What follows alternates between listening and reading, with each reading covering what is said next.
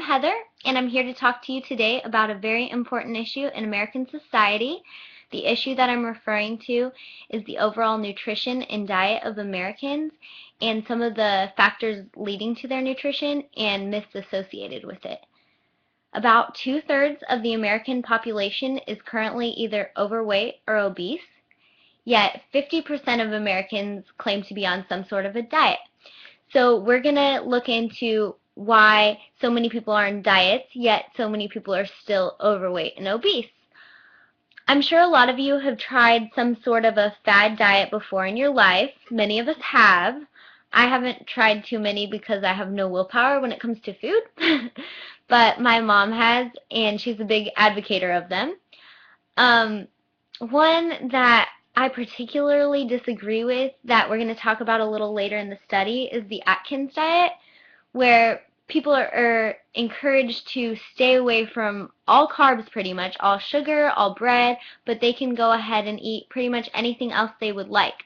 So go out and eat all the heavy cream, all the red meat, all the butter that you'd like as long as you don't have any bread or sugar.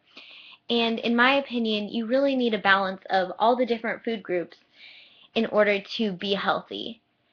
And that brings us to our main point. Americans really need to start eating for health rather than for weight loss. Healthy nutrition is much more important than weight loss, and what you're putting into your body and eating is just as important as what you're excluding from your diet. So as I just stated, healthy nutrition is much more important than eating for weight loss. There was a study, it was a 35-year research study, where most of the people going into the study had some type of coronary artery disease. And they were placed on a mostly plant-based diet with some meat, but it was all healthy meat, and it was basically organic, and overall just a very healthy diet. And these patients, at the end of the 35 years, most of them had a reversal in coronary artery disease and increased blood flow and decreased inflammation.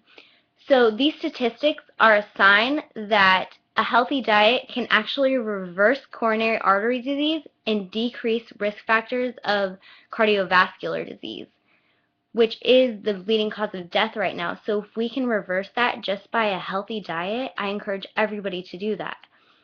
The same study also found that the participants who did change their diet, they had more genes activated which prevented disease, but the participants who didn't change their diet, the control group, they had genes activated that promoted disease. So these statistics are a sign that a healthy diet can prevent disease, and an unhealthy diet can actually promote disease and be detrimental to your health. My next point, what you eat is just as important as what you exclude. I think the best example of this is sugar. Americans are surrounded by sugar. We're always consuming sugar without even knowing it. The amount of sugar in a little teeny can of Coke is just insane. And many of us are unaware of the fact that sugar causes spikes in your insulin, and spikes in insulin are correlated with type 2 diabetes mellitus and an increase in fat gain. So sugar causes spikes in insulin, which are correlated with the increased risk of type 2 diabetes mellitus and fat gain. Also, there was another study done where the participants were placed on the Atkins diet.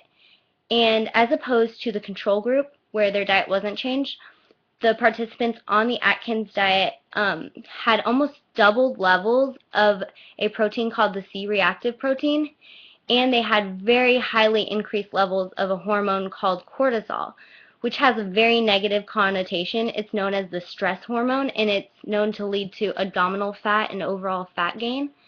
But together, the C-reactive protein and the cortisol have been linked to cardiovascular and chronic diseases. And these statistics are a sign that it can elevate levels of C-reactive protein and cortisol hormones, which are a sign of increased risk of cardiovascular and chronic diseases. In the last study that I have today, it was a nurse's health study, and the participants in the study were given a lot of red meat, and they just increased their red meat intake by significant levels. And the group that had the increase in red meat, they showed correlations with premature death and an increase in the risk of contracting cardiovascular disease, cancer, and type 2 diabetes mellitus, which all of those factors contribute to the main factors of death.